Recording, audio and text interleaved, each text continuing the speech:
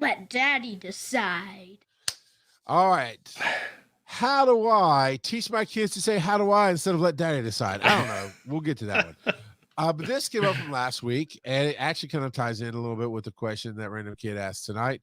But he said, the way he said something about, do you, I think the question was, do you recharge your battery at cons? Do cons recharge you? And I'm like, oh, I can see a bigger picture with me, you and Kurt, and this thing of how do you recharge your different batteries? Because I know exactly where my story is going with this con one. But for you, Joe, how do you recharge different batteries? So you immediately answer, even though I said we're going to talk about it this week. Last week, you're like, no, I don't recharge my batteries at cons. So go, let's start there. Cons. With solar panels, of course. We already talked about that. Is that why you got the new earrings? You just put on the clamps? No, at Dragon Con, I wouldn't call that recharging my battery because I need a break after Dragon Con because it is a lot of fun, but it is very tiring as well. I mean, one of our volunteers, basically your second in command, Scott, he is the second. Yeah. He takes the week after Dragon Con off because it's intense. So he rents a cabin and just is by himself for a week to recharge. So and that's what some people need. And I get that. For cons specifically, because we'll break these up into sections here a little bit. But as a performer, at my nature, at my heart, it absolutely recharges every bit of that creativity battery for me. Just being in front of people, making a room laugh. It doesn't matter if it's 5 people or 1,000 people. Okay, it does matter. I've made a room of 1,000 people laugh. That does hit a little bit harder than 5 people, but it's still kind of the basic principle of, yes, for me, I get to perform. I get to do the things that I don't get to do a whole lot. Even here, there's so much beauty of the differences that happen at Dragon Con. I can be motivational. I can be teaching. I can be hard hitting. I can be funny. I can be, I can help others be awesome, basically, and lift them up. I recharge my performance battery. I've learned to use that to recharge my physical battery as well, because I used to be able to take a week off. I used to kind of slow roll it, right, and hang out with people on Tuesday. If they're not going to the airport yet, Hugh will stay on Wednesday, so I would take off until I took them to the airport. Now I run a pretty big company, and I do try to take Tuesday off just because Monday night until we go to bed, we're still on. We're decompressing, but we're joking around. We're hanging out at the house. We're eating barbecue. We're doing stuff. And yes, I'm the rock out of life. There you go. Yeah, I like it. I like it, Grado Kid. Yeah, I think I took the Tuesday off this year as well. I haven't in the past, and I really wish I had in the past. So yeah. Because I mean, Monday you say, because Hugh and I were trying to figure out the sleeping arrangements the other night, and we got it down. Everything's good. You're gonna be happy with it. But then, because I was like, well, the only night we have to figure out is Wednesday night, because that's when you come in. That's when Hugh comes in. That's when a lot of people come in. But I don't get a hotel till Thursday. But then Monday night, you come back here for a few hours, but then you go at home. You don't stay Monday night. So so you're still on, right? We're still, while we're decompressing, we're still working, if that makes sense, because we're entertaining each other. We're still and making fun of Little Red. Exactly. Yeah, we're still doing. So until we shut off Monday night, we're all on. So yeah, but Tuesday I'm still working because I'm having to take back gear and making sure people get to the airport and then work's calling me about stuff. Even though I'm home on Tuesday, it's not a day off anymore. So I absolutely have learned how to try to plan my week to be less, because I have to recharge my physical battery. Because and I do take more breaks during the con now, but I love it. I love being around that many people. Now Little Red's the daughter of my friend who was getting into it with Joe. We should have recorded it. I should have recorded it. Joe, I really should have. Random Kids, I'm now imagining a redheaded dwarf guest. Yeah, well, not wrong there. I think she's 7, 8, whatever. But anyway, um,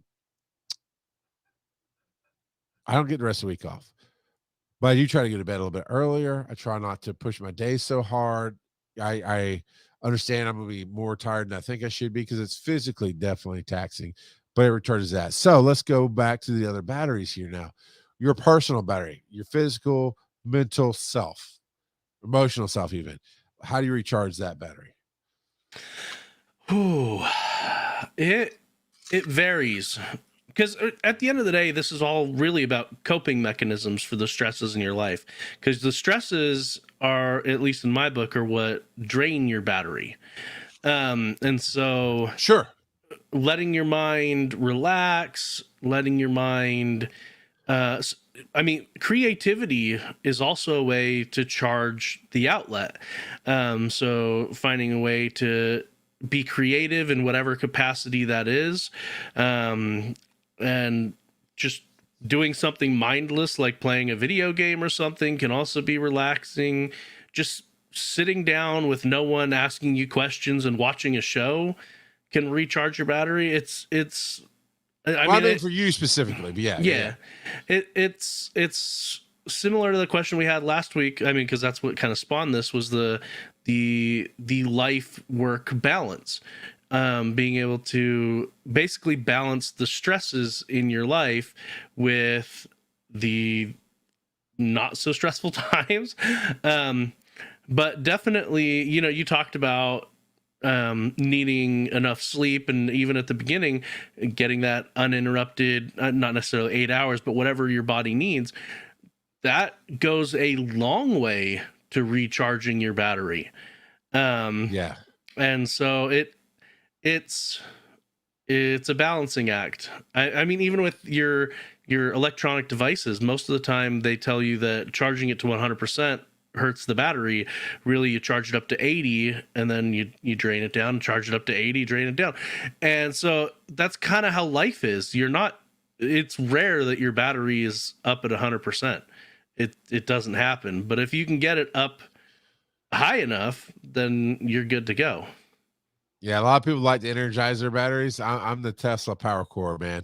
That's me. I have a lot of energy, and what I do, I have to shut the world out to recharge my physical, mental battery. That's what that's why I love my motorcycle so much, is because the roar of the engine is so comfortably loud that I'm just lost with my thoughts, and I can just almost meditate with the engine. I can just shut my brain down. Sometimes I do have a little speaker system in my helmet, so I can turn on some music, because podcasts don't work that well because of the noise. So I can turn on some music and just kind of zone out a little bit and just ride, and that helps recharge my battery.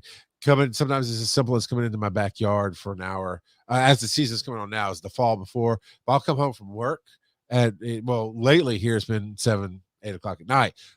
But when things smooth out and I'm not doing 5 big major changes at once, I'll get home sometimes at 4:35, and Erin's still cooking dinner, or she's out working, so I can have dinner whenever I want. I'll come just sit out in my yard and light a cigar and contemplate life, and then I'll record a video. And oddly enough, recording those TikTok videos helps recharge my battery mentally, because it lets me get some stuff off my mind, or as I'm talking about an emotion, it helps kind of reset it. But then sometimes I just need to go chill on the couch, and man, especially seasons of the year recharge my battery. Let me see if you fit into this. So talking about getting on the couch, my favorite part of getting on the couch and just play whatever game. Right now I'm still into a Diablo 4, because it just scratches that itch for me. I can do whatever I need to do in it. But I love when it's just the right temperature, between 60 and 70 degrees, maybe between 65 and 72 degrees. And I can open a window and put a fan in the window and just have that fresh air that's slightly cool coming through. And that's just the best day. And I take those where I can get them. So do you have that in the spring and the fall? Do you have a season that you're like, oh man, this is my season, I kind of feel like my best? I mean, not so much season per se, but like the holidays in general can be very stressful, and so like different things like that. So yes, it's a specific season, but it's more so what happens during that season. But as far as like just perfect weather, like that can be very cathartic. I'm very weather based in my life. Yeah, my wife and I, we've got, well, this actually comes from Bluey, best TV show. Well, kids TV show. Yeah, he has those own line of Chewy Chews or something out there, right? Bluey, there's an episode where the dad gets back from work and the mom's just like turns to him and says, I need 20 minutes where no one talks to me. Yeah. And so he takes over with the kids, and the mom steps back into their bedroom, I think it is, and just needs 20 minutes alone where no one talks to her. And that happens with my wife quite a bit too. Like, she's with our kids all day long, and so when I go upstairs when I'm done with work, sometimes she's just like, look, I need 20 minutes. And I'm like, okay, I got this. And so that's when she listens to this show, just for me to make her laugh. Got it. Got it. So yeah, it's it sometimes just little tidbits like that will help top off your battery. Yeah. Or at least give you, maybe not top off, but give you enough to continue on. Yeah. You know, and as I am weather based, I mean, just the right season of sun, the right season of wind, the right season of temperature, that recharge. But even I hate gloomy rainy days, but man, there's something about a good like a storm. Spring storm. Yeah, a good storm with the windows open. Or I used to have a one of the houses I had a porch, we had a porch swing, and it was just Aaron and I before we had kids. And I remember being out at 2 in the morning, and it's just that spring storm, and we're just swinging on the swing with a blanket around us, and it's just, and that's part of what I did like about camping, is at the right season, the right time, that recharges. So romantic recharge. We'll do, because we still have story time coming up. So I want to not do too long on this for me. Talk about however long you want to talk about. But romantically, date nights are good, right? We do have to do that. I have to. Aaron and I, like we've talked about before, we don't do birthday hard. We do some birthday, but not crazy. We don't do Christmas hard. We definitely don't do Valentine's Day, because throughout the year, we have to make her say, I'll go, oh man, I haven't gotten something just small and nice for her in a while, you know, so I'll get her a favorite cookie or flowers or something, you know, little things like that. But and that's how date night is for me. It's like we go to the screen and scenes. Erin's kind of itching right now. She loves the theater we found. You know, I talked about the good one in South Lake. If you're ever in the Atlanta, Georgia area, South Lake 24 is where I go. And it's a great theater for AMC. So she's more excited. She wants to do more movies, which is a fun time to get away. But I need to take her away from the dogs, from the kids, from her family, from everything, at least twice a year for a weekend. You know, that's what I need. And that helps us recharge our romantic batteries. So what about you, Joe? Ooh, we don't often get a lot of time with just the two of us, to be completely honest. My in-laws will occasionally watch the kids, but every Friday we do get some. I mean, I'm working, so it's not really us together, but we get some time away from the kids, because my in-laws come over around 1:30, 2 o'clock, and they'll take the kids for 3.5 hours.